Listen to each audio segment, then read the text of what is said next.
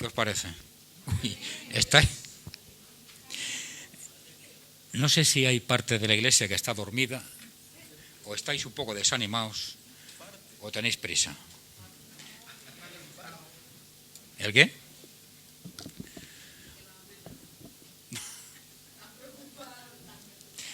No, escucha, mira, esto es como la policía cuando se pone en su lugar, pues hace lo mismo. Entonces uno no tiene por qué temer si está conforme bajo la ley.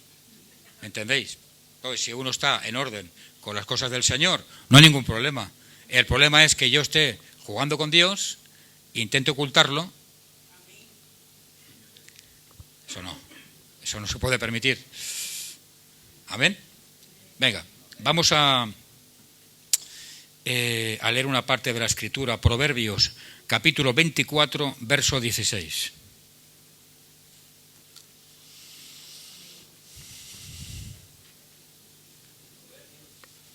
Capítulo 24, verso 16.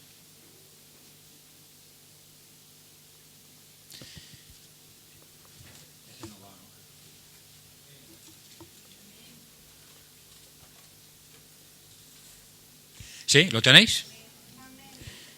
Venga, vamos a leerlo. Hoy no os quejaréis, ¿eh? Es un versículo muy, muy cortito. Dice la Biblia, fíjate bien lo que dice.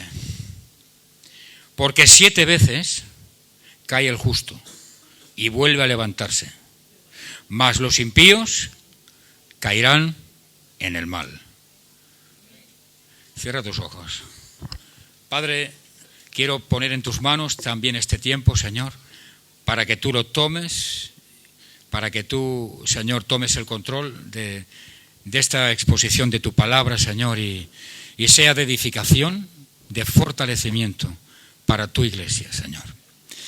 En el nombre de Jesús. Tú sigues siendo el protagonista, Señor, no hay otro, ni va a haber otro. Jesús de Nazaret, en el nombre de Jesús. Gloria a Dios, iglesia. Voy a volver a leerlo. Porque 7 veces cae el justo y vuelve a levantarse. ¿Cuántos saben que el número 7 es un número que según la Escritura es un número perfecto? Lo sabéis, ¿no? Por tanto, si fuéramos al original, estaríamos hablando de que la Escritura se está refiriendo, aunque caigas infinidad de veces, las veces perfectas que de alguna forma tengas que caer, va a haber siempre algo que tienes que tener en cuenta. Y es que tú caerás, pero volverás a levantarte. Amén. Y de eso quiero hablar hoy. Escuchad algo muy importante. Mirad, la vida del creyente, del cristiano, se componen de diferentes etapas en las cuales uno va cayendo y a la misma vez se va levantando. No hay, diríamos, una línea continua de una... Yo no conozco a nadie, por lo menos, pero tampoco sería bíblico, de una persona que desde el día que se convierte hasta el día que parte con el Señor está siempre igual, en la misma posición, al 100% o al 80%. No, la vida cristiana se compone de una serie de caídas y luego de levantamientos espirituales, que no depende de nosotros, el levantarse depende de Dios. Pero cuidado, que de eso quiero hablar hoy. Depende de cuál sea nuestra actitud frente a esa caída. Nosotros estamos, lamentablemente, o como quieras llamarle, estamos viviendo aún en un cuerpo que está bajo, en fin, la ley del pecado, ¿verdad? Nacemos con esa característica. Por tanto, estamos obviamente expuestos a caer y de hecho dice la palabra que el que esté libre de pecado, pues... ¿qué? Yo no sé si tú la vas a tirar, pero yo creo que no, yo no la tiraría, ¿no? Entonces, eso significa que la vida del creyente es una proyección de caídas y de subidas. Y hoy quiero hablar de puntillas, ¿no? Para no extenderme demasiado, obviamente. sobre 3 ejemplos que están en la Biblia, en la palabra, para que veas el ejemplo que debemos tomar cuando uno cae. Uno cae quizá porque a veces decimos, es que no es normal que esta persona haya caído. Bueno, esta persona cae porque se ha descuidado. Si no, no caeríamos. Dice la palabra, el que esté fuerte, mire que no caiga. Por tanto, si caigo es que me he descuidado, ¿verdad? He abandonado en cierta manera, en cierto ámbito, la vida espiritual. Hay gente que se siente mal, que lleva un cargo o lleva un ministerio y constantemente está diciendo, yo no soy digno de ocupar este cargo. Esto no es correcto. Esto no es correcto. Y ahora lo comprenderás. Yo no puedo estar lamentándome de que estoy mal y ocupando un cargo. Lo que tengo que hacer es actuar frente a mi caída de una forma que ahora verás. ¿Entiendes? ¿Por qué? Porque si tú tienes un cargo o simplemente si tú eres hijo o hija de Dios, tú ya estás capacitada. Mira, dice la palabra que Él es el que levanta mi cabeza. No tú ni nadie. No tú mismo, ni el pastor, nadie. Es Él. ¿Entiendes? Entonces, como digo, quiero tocar muy así de puntillas 3 ejemplos de 3 personas y verás cómo, de qué forma debemos actuar frente a este problema. Génesis capítulo 20, verso 9. ¿Lo leemos?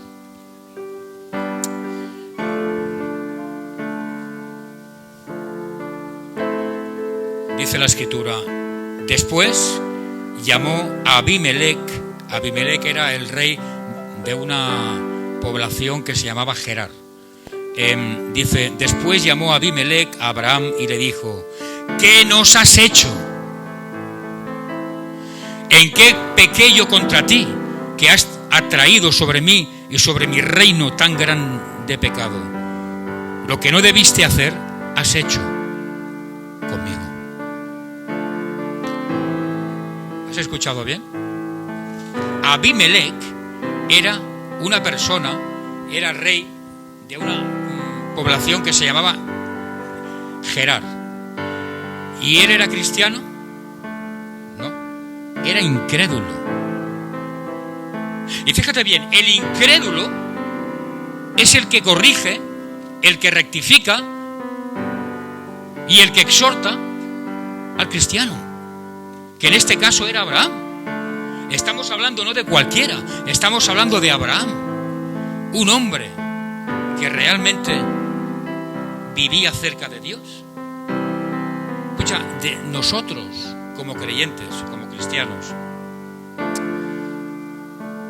se espera mucho. Igual tu familia o tus amigos esperan mucho de ti porque saben que eres creyente, que eres cristiano. Y a veces no estamos a la altura, como tampoco lo estuvo Abraham. Este hombre vivía cerca de Dios, sin embargo cometió un acto vergonzoso, que tuvo que ser reprendido por un hombre que era incrédulo. ¿Y qué acto cometió?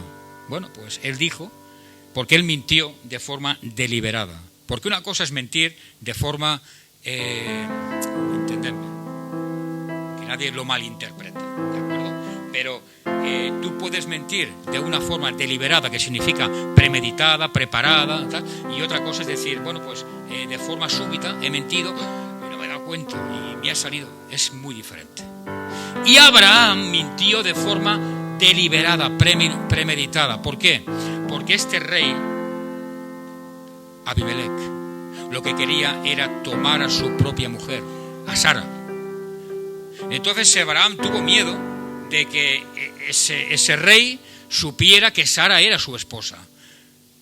¿Y qué dijo? Dijo que era su hermana. ¿Por qué? Porque él tenía miedo de que el rey le hiciera daño a él. Y por miedo a la represalia del rey, pues mintió. Pero mintió de forma premeditada, de forma buscada. ¿Entiendes, iglesia? Mintió. Y pregunto, y contestadme, ¿era Abraham un hombre cercano a Dios?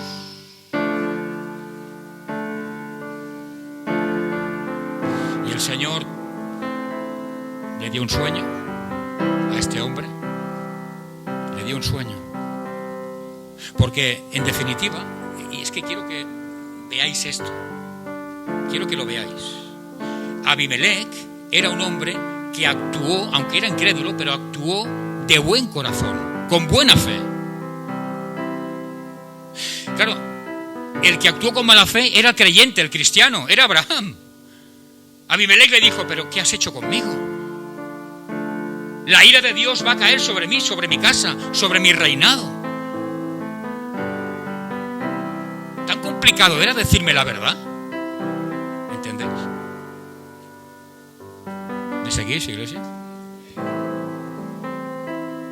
Y el Señor le mostró en sueño lo que de alguna forma estaba pasando.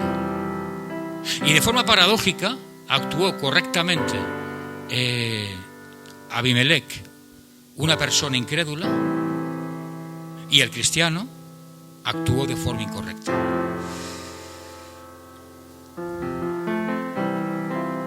Y tú dirás, hombre, pastor, esto no sucede. Sí sucede. Esto sucede muy a menudo. Muy a menudo. Y es una vergüenza para un cristiano ser exhortado por un incrédulo. Porque ¿qué testimonio damos? O nunca habéis escuchado, nunca habéis oído. Yo no voy a esa iglesia, porque en esa iglesia va tal persona y no es de testimonio ni de ejemplo para mí.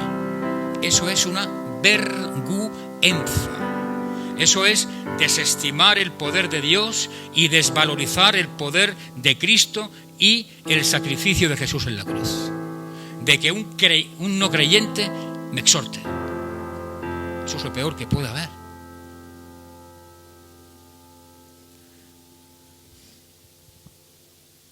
Yo sé que no gusta esta palabra, pero es una realidad. ¿Nunca la habéis escuchado esto? Sí, ¿no? Y pasa muy a menudo, perdón. Demasiado más de lo que quisiéramos. ¿Cómo actuó Abraham? ¿De qué forma actuó Abraham? Fue exhortado por este rey incrédulo, inconverso, y Abraham tuvo una forma de actuar, ahora sí, ejemplar. Primero, se arrepintió, y segundo, se humilló. ¿Entendéis? Génesis capítulo 20, verso 17, no lo busques. Dice, entonces Abraham oró a Dios, y Dios sanó a Abimelec y a su mujer y a sus siervas, y tuvieron hijos. ¿Entiendes? Abraham se arrepintió públicamente. Oró al Señor. Y seguramente le diría, Señor, Él no tiene culpa. El culpable soy yo. No lo voy a hacer más. He fallado contra ti y contra el cielo. Pero de esta he aprendido. Así que deja en paz a Abimelec. Y el Señor lo hizo. ¿Y cómo se comportó Abraham frente a la caída? Porque Abraham cayó. ¿Fue levantado por Dios? Sí. ¿Por qué? Porque hubo, en primer lugar, en su corazón un arrepentimiento y luego una humillación. ¿Entendéis? Si no hay arrepentimiento y no hay humillación, por más que intente yo levantarme de la caída, no voy a conseguir levantarme. Porque el hecho de arrepentirme y humillarme, doy paso al poder de Dios, doy paso al Espíritu Santo para que tome el control y para que me impulse. Pero si no hay arrepentimiento y no hay humillación, es imposible. ¿Por qué? Porque estoy como de alguna forma diciendo con palabras o sin palabras que lo que he hecho es correcto y me gusta y no me arrepiento. ¿Para qué voy a humillarme? Si yo no tengo la culpa, la tiene el otro la culpa. Si yo no he hecho nada, el otro sí que lo ha hecho. Entonces, ¿dónde están mis frutos? Como creyente. Amén. ¿Qué intento deciros con esto? Pues que no estamos exentos de la caída, no estamos exentos de caer en un proceso complicado, malo, lo que tú quieras, pero sí, no estamos exentos, es cierto, pero la única forma de levantarnos es a través de unas pautas en Cristo Jesús. Si no, es imposible, el Señor no va a levantarnos, ¿entendéis? Y el hecho de caer, el hecho de entendedme, que nadie malinterprete las palabras que estoy diciendo, que nadie lo malinterprete, ya estoy avisando. Pero el hecho de caer no es un hecho de decir, Señor, esto que me ha pasado es algo... No, escucha, es que tú crees que Dios no tiene previsto todo lo que va a suceder en tu vida. Son principios o son comienzos y son finales, ¿entiendes? Hay muchos versículos, muchísimos, donde nos da a relucir que, en fin, que tenemos que cuidarnos, porque está la posibilidad, casi con total seguridad, de que vamos a sucumbir, de que vamos a tropezar o de que vamos a caer. Pero tenemos un abogado justo y fiel, y depende de nuestro comportamiento, de mi arrepentimiento, que yo no estoy, ni tú tampoco, en un cuerpo santificado. Y el que piense eso está muy equivocado. No, yo nunca voy a caer, yo oro, no. Tú no sabes nada. Tú estás igual que yo en un cuerpo sometido al pecado, bajo la ley del pecado. Y como tal, hasta que no partamos con el Señor, hay toda una serie de libros en la Santa Biblia que nos está, de alguna forma, induciendo a lo que tenemos que hacer. A que te cuides, a que estés fuerte. Amén. Pero cuando caigas, que sepas que depende de ti el hecho de levantarte. Es que no quiero entrar en más detalles, no quiero meterme en terrenos pantanosos, pero hay gente que le gusta. Cae, le gusta, y luego cómo Dios va a sacarte si has caído en cosas que realmente te agradan y estás a gusto. Es muy complicado, iglesia. Amén. Así que el paso importante es reconocer mi error, arrepentirme y humillarme ante Dios. Amén. ¿Me seguís? Si os aburro, lo dejamos, No, yo siempre lo digo. Yo tengo mi plan para llevar una predicación, pero si veo que la gente no quiere... A ver, escúchame. Yo sé que es algo atípico. Es que es así. O sea, tenemos libre albedrío. Uno puede aceptar a Cristo o no lo puede aceptar. Si hay una gran mayoría, imaginaros, que no es el caso, gracias a Dios, ¿no? Pero imaginaros que, oye, que la iglesia, pues, que no está comiendo la palabra, oye, pues, adiós, muy bueno. Que Dios te bendiga mucho y vamos a cantar una alabanza, ¿entiendes? Porque es para comer, para edificar, para fortalecer la palabra. Es un ejemplo, Un ejemplo. Vamos a leer el segundo ejemplo, 2 de Samuel, capítulo 12, verso 7. Este lo conocerás seguramente más. 2 de Samuel, capítulo 12, verso 7. Aquí hemos visto en este ejemplo que un incrédulo, ¿no?, exhorta a un creyente.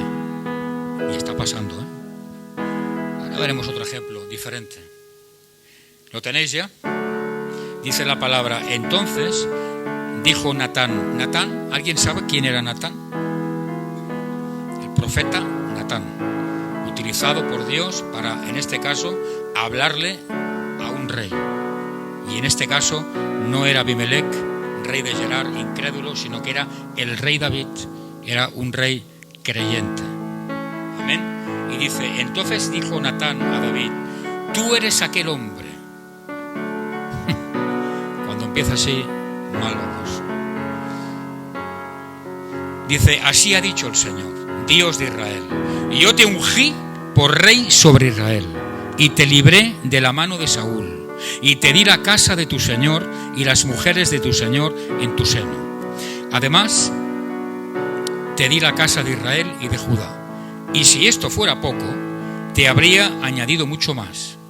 Vive esto, tú como persona. Dios podía decirte: yo hice que te convirtieras tú, tu mujer, tus hijos y tu casa. Y yo te sustenté con un trabajo. Y yo te di esto y te di lo otro. Quiero que lo vivas en primera persona. ¿Y por qué pues tuviste en poco la palabra del Señor, haciendo lo malo delante de sus ojos? El profeta Natán al rey David, creyente,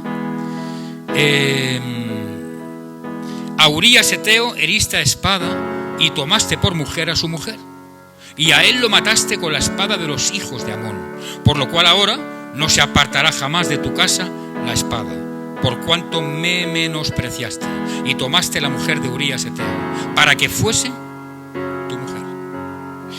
Así ha dicho el Señor: he aquí, yo haré levantar el mal sobre ti de tu misma casa, y tomaré tus mujeres delante de tus ojos, y las daré a tu prójimo, el cual yacerá con tus mujeres a la vista del sol, porque tú lo hiciste en secreto, mas yo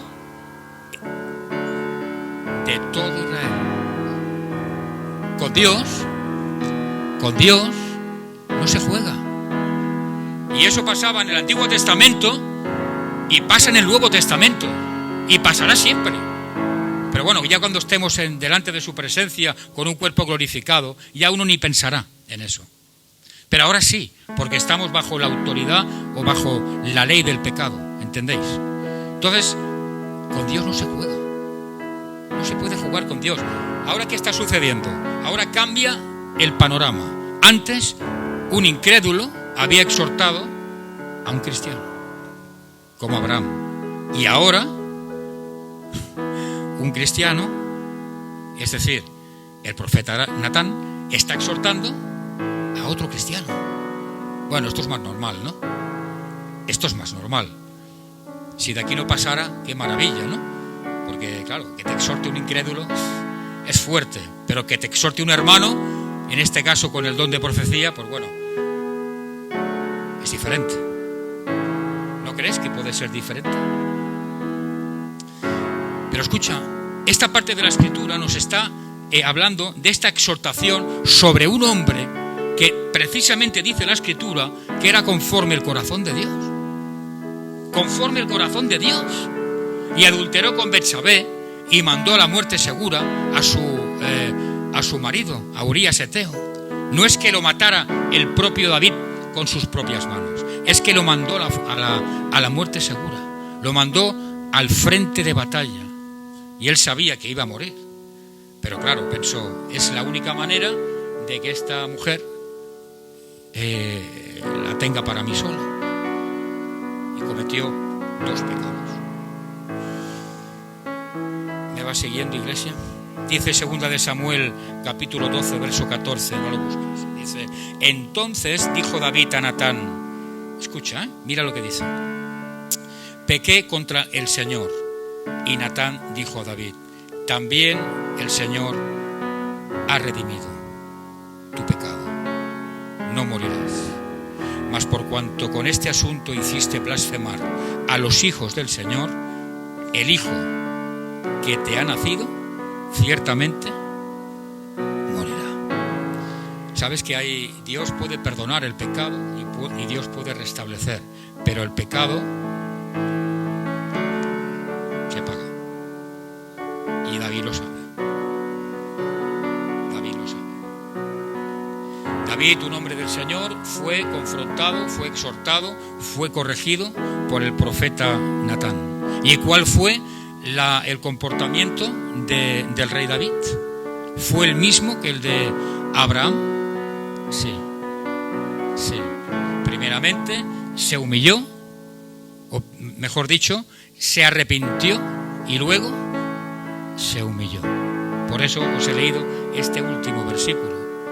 El Señor perdona a David, pero no pudo evitar que su hijo muriera porque es simplemente la consecuencia del pecado.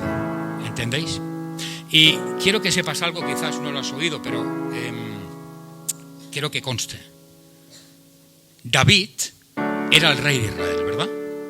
¿Y sabes lo que hacían los reyes cuando venía un profeta, por ejemplo, y los confrontaban delante de la corte? Ya no digamos delante del pueblo. Los encerraban en la cárcel. Y David actuó con humillación porque primeramente se arrepintió, y en lugar de encerrar en la cárcel al profeta Natán, que lo había humillado, lo había confrontado, no lo encerró en la cárcel, le hizo caso. Recibió la palabra del profeta Natán como palabra que venía de Dios para él, para su vida. ¿Entiendes? No lo encerró. Y tenía el poder para hacerlo como rey. ¿Entiendes? Realmente, pues, el niño de David murió, y luego, de alguna forma, pues, la desgracia vino a su familia de parte de sus hijos. Pero sí es cierto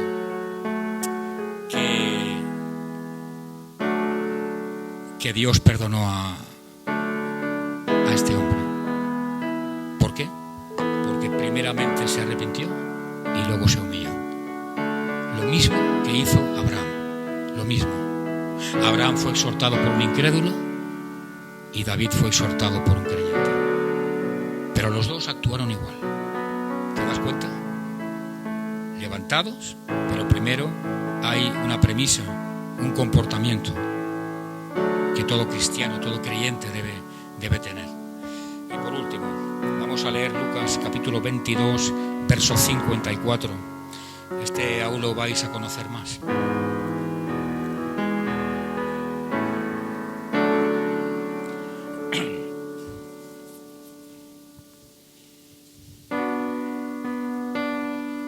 ¿Lo tenéis?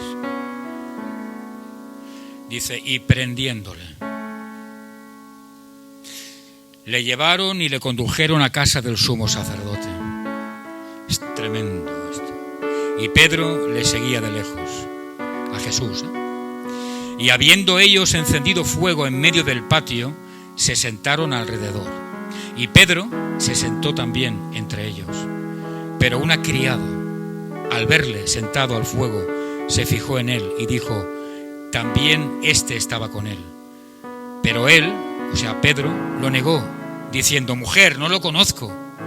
Un poco después, viéndole otro, dijo: tú también eres de ellos. Y Pedro dijo: hombre, no lo soy.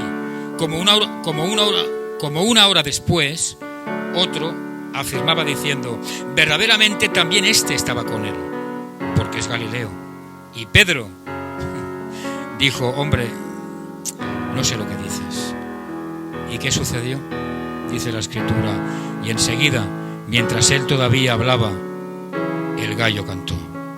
Entonces, vuelto el Señor, miró a Pedro, y Pedro se acordó de la palabra del Señor que le había dicho: antes que el gallo cante, me negarás 3 veces. ¿Y Pedro qué hizo? Dice que salió fuera y lloró amargamente. Hemos visto unos pecados que son graves, importantes, pero este es el pecado principal. El pecado que dice la palabra que no tiene perdón del Espíritu Santo. Que a veces oigo por ahí cosas que no son correctas y doctrinas que no son correctas. Y el pecado que es imperdonable, es el hecho de conocer la verdad de Cristo y rechazarlo. ¿Entendéis? Por eso, un cristiano que es cristiano y abandona el camino de la cruz, dice la Escritura que tiene doble condenación. El que tenga oídos oiga. Tienes un gran privilegio como cristiano. Tienes, de alguna forma, pues muchos derechos como cristiano. Pero eso también te lleva a una sola y absoluta obligación: intentar no dejar a Cristo, intentar que si caes, levantarte, intentar perseverar. Por eso dice la Escritura: solamente los que perseveren hasta el final van a ser los que vamos a ver a Dios, los que vamos, esperemos que todos, ¿no?, a ver a Dios cara a cara. Entonces dirás, he acabado la carrera, he guardado la fe, valió la pena, estoy frente a Cristo. ¡Wow! Gloria a Dios. Y Pedro cometió el pecado que es imperdonable. Negó a Cristo. Negó a Cristo. Y ahora voy a meterme, escucha, no estaba previsto, pero bueno, un paréntesis. Tú sabes que hay creyentes que con sus hechos negan a Cristo. ¿Lo sabes? ¿Sí? Pues el que tenga oídos que oiga. Porque a veces decimos sí, y no lo digo por nadie, pero a veces decimos sí, amén, pero no nos damos cuenta de que hay hechos y eventos y comportamientos en nuestra vida que estamos negando a Cristo. Y no me refiero al pecado, Por eso digo que hay mucha gente equivocada. No. O sea, ¿cuál es el orden de prioridades en tu vida? Y por ahí empiezo y acabo. Y no hace falta hablar más. ¿Cuál es el orden de prioridades en tu vida? ¿El trabajo? ¿La familia? ¿El dinero? ¿Cuál es? Y el que tenga oídos, que escuche, que oiga, o lo que sea. Punto y final. No hablo de pecado, ¿no? Que nadie se equivoque. No. Es que hay unas prioridades en Dios. Y si yo dejo a Dios en un segundo o tercer plano, puntos suspensivos. Dice Lucas capítulo 23, verso 31. Dice, dijo también el Señor, Simón, he aquí Satanás os ha pedido para zarandearos como a trigo, pero yo he rogado por ti que tu fe no falte. Y tú, una vez vuelto, confirma a tus hermanos. Él le dijo, Señor, esto es tremendo, Señor, dispuesto estoy a ir contigo no solo a la cárcel, sino también a la muerte. Y él le dijo, Pedro, te digo que el gallo no cantará hoy antes que tú niegues 3 veces que me conoces. ¿Te das cuenta? ¿Quieres que te diga un secreto? Hola. Buenos días, iglesia.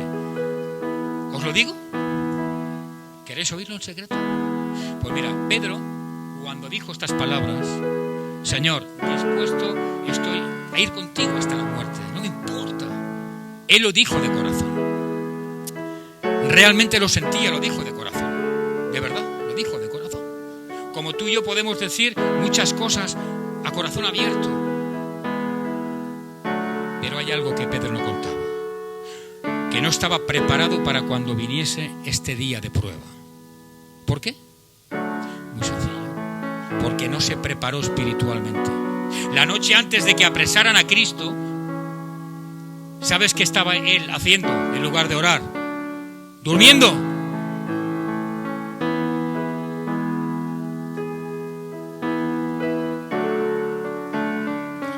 Que no quiero entrar en muchos detalles. Durmiendo, iglesia. Él no se preparó, él lo dijo de corazón. No, Señor, si yo te amo, yo te quiero, yo he visto tus milagros, yo quiero seguirte, yo de verdad, es que aunque me maten, aunque me saquen el corazón, yo te sigo. Está bien, sí, está bien, pero prepárate espiritualmente, prepárate para tu ministerio, prepárate para tu día malo, prepárate para cuando te discutas con tu esposa, o cuando tengas problemas, o cuando tengas tribulaciones, o cuando pases por el desierto. Prepárate. Si duermes, vas a fracasar y vas a ser derrotado o derrotada, como Pedro. Y lo dijo de corazón. Pero jamás podía vencer esta adversidad, porque realmente Pedro no se preparó. ¿Entiendes, iglesia? La importancia de prepararse. Por eso dice la Biblia, sed sobrios y velad.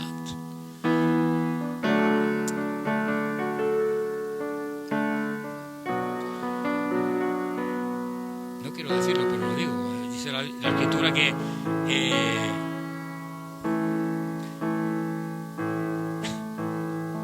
que hay mucha gente, es que de verdad, yo no quiero meterme con nadie, no. Pero es que de verdad que hay tanto parlanchín. Dice la escritura, ¿qué dice sobre el tema de hablar y de escuchar? ¿Quién lo sabe? ¿Cómo? Perdón. Prontos para oír y tardos oyes, que lo has dicho al revés. ¿Entendéis? Entonces, ¿por qué dice eso la Escritura? Porque somos parlanchines. Voy a hacer, sí, exacto. Voy a hacer esto, voy a hacer lo otro, y luego no me preparo espiritualmente. Y en lugar de victoria, lo que consigo es derrota. Bueno, ¿y qué pasó con Pedro? ¿Qué sucedió cuando negó al Señor? Cuando miró Jesús la cara de Pedro frente a frente. Salió fuera, dice la Escritura, y lloró amargamente, de corazón. De corazón. Pedro tomó en ese momento una actitud de arrepentimiento también y de humillación. Él reconoció realmente lo que había hecho. Por eso lloró amargamente, diríamos, su pecado. Amén. Como cristianos, como digo, podemos fallar siempre, como Abraham, como David, como el rey David, o en este caso, como Pedro. Podemos fallar. Pero siempre vas a tener a alguien que te vaya a levantar. Escucha, quiero profundizar un poco más y lo dejo, ¿vale? Pedro, después de este pecado tan fuerte, tan grave, tan garrafal ante Dios, él creía que no iba a ser ya más utilizado por Dios. Había sido tan grave el pecado, había sido tan fuerte lo que hizo, porque no sé si tú alguna vez te has sentido traicionado por alguien, pero Jesús se sintió traicionado. Una persona que te dice, estoy dispuesto a ir contigo hasta la muerte, y que instantes o tiempo después te niegue 3 veces, diciendo que no te conoce, es que recibes un palo fundamentalmente importante y profundo. ¿Me entiendes? Y Pedro, él creía que no iba a ser nunca más utilizado por Dios, que el Señor pues iba a utilizar a otro. ¿Cuántos de vosotros os pensáis esto? Muchos. He fallado al Señor y Dios ya no va a restaurarme. No, mentira. Esto es un engaño diabólico. Independiente, cuidado con eso, ¿eh? ¿Eso de qué depende? De tu compostura, de tu comportamiento frente a la caída, que es muy importante. ¿Entiendes? Pero Dios sí te va a restaurar. Dios te va a restaurar. Escucha, dice, cuando hubieron comido, Jesús dijo a Simón Pedro, Simón, hijo de Jonás, escucha esto bien, por favor, que ya estamos acabando. Es importante, quiero que lo entiendas. ¿Me amas más que a estos? Le respondió Pedro, sí, Señor, tú sabes que te amo. Él le dijo, apacienta mis corderos. Volvió a decirle la segunda vez, Simón, hijo de Jonás, ¿me amas? Y Pedro le respondió, sí, Señor, tú sabes que te amo. Y le dijo Jesús, pastorea mis ovejas. Le dijo la tercera vez, Simón, hijo de Jonás, ¿me amas? Pedro se entristeció de que le dijese la tercera vez, ¿me amas? Y le respondió, Señor, tú lo sabes todo, tú sabes que te amo. Y Jesús le dijo, apacienta mis ovejas. Primero le dijo, apacienta mis corderos, después le dijo, pastorea mis ovejas, y después, apacienta mis ovejas. Y dice, de cierto te digo, escucha esto, cuando eras más joven, te ceñías e ibas a donde querías, mas cuando ya seas viejo, extenderás tus manos y te ceñirá otro, y te llevará a donde no quieras. Y esto dijo, dando a entender con qué muerte había de glorificar a Dios. Y dicho esto, le dijo, sígueme. La pregunta es, ¿el Señor restauró el ministerio de Pedro? Totalmente. ¿Pero por qué? Si Pedro falló, si Pedro pecó contra el Señor, si era un pecado pues, prácticamente imperdonable, pues por el comportamiento de Pedro. Primero arrepentimiento y segundo humillación. Es cuando Dios puede actuar. ¿Entiendes? Y le enseñó en esta última fase del versículo, cuando eras más joven te ceñía. Allí el Señor le dijo de qué forma iba a morir. ¿Sabes cómo murió Pedro? Pedro murió durante el reinado del emperador Nerón en el año 67 después de Cristo. Y Pedro murió crucificado, pero la cabeza al revés. ¿Por qué? Porque él no se sentía digno de morir de la misma forma que su Señor. Dijo: Jesús ha muerto en la cruz y murió con la cabeza hacia arriba. Yo no soy digno. Dios me perdonó cuando yo le fallé, cuando yo le negué 3 veces. Él me perdonó y restauró mi ministerio. No soy digno ni de morir como Él murió, y pidió por voluntad expresa morir al revés. Y si en la cruz romana se sufría, que hoy entraremos en detalles de cómo el cuerpo entra al final en una convulsión total, imaginaros por un momento cómo sería la muerte con la cabeza al revés, o sea, con toda la sangre y el corazón bombeando al revés, porque no se sentía digno, porque vio que su Rey y su Señor lo había perdonado cuando Él más le falló. Iglesia, caerás, sí, pero si tú quieres, te levantarás. No por tus fuerzas, no por tus méritos ni por tu gracia. Él te levantará si en tu corazón hay el verdadero sentimiento del arrepentimiento y de la humildad. Si es eso, tienes un abogado fiel y justo. Te puede levantar 70 veces 7, porque Él te perdona 70 veces 7. Amén. Así que, por favor, si aún no has llegado a ese punto de arrepentimiento y de humillación, 2 cosas: o pídele al Señor para llegar a ese punto, o habla conmigo para que pueda ayudarte, porque para eso estoy, para ayudarte, para el día que venga el Señor, no en la parousia, no, en el día del rapto, que podamos vernos allí y que tú me digas: hombre, pastor, es que por fin estamos aquí. Amén. Padre, quiero darte la gloria, la honra, la alabanza y la adoración. Y quiero darte gracias, Señor, por todo lo que tú nos das